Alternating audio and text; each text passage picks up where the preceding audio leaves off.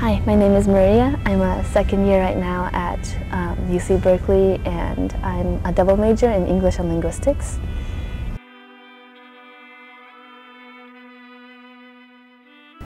It came to a head of, that sort of brought me to a place of just questioning and wondering when I realized that my friends, all of my best friends who were at school, did not believe in God.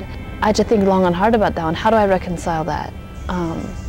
Their perspective with this new burgeoning realization that God is someone I should be loving as a person. I still kept going to church with my parents, I think on some maybe hope that I would actually find God there someday. And so I kept going, and one day, I think it was 1 or 2 years after, so I must have been 14 or 15 years old. I was sitting in a church service and just really feeling the emptiness and the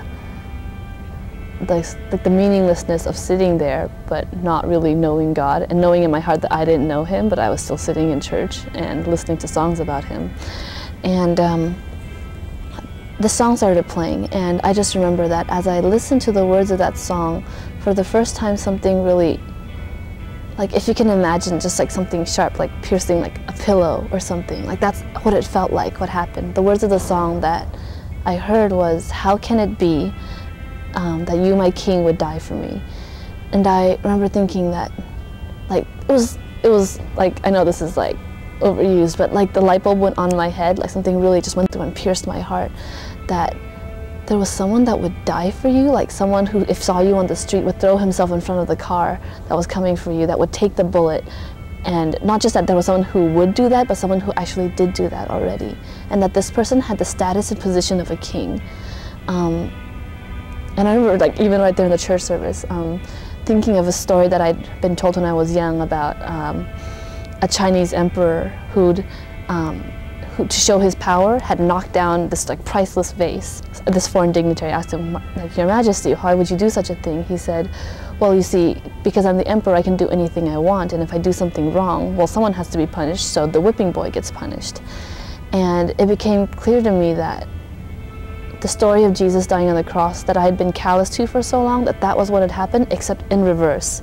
That when someone had done something wrong, that when the servant, the lower person, had done something wrong, the king had taken my place, and that he had died on a cross, that he had taken the bullet, he'd been hit by the car, he willingly did it so that I would escape the punishment.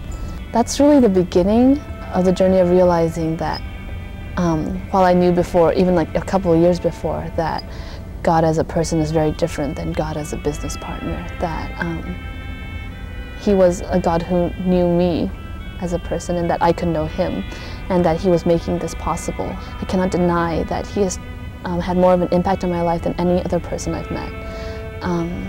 So if you're looking for someone or a purpose to radically change your life or radically challenge your ideas of who you can be and who you were made to be, I cannot recommend or introduce anyone better than Jesus.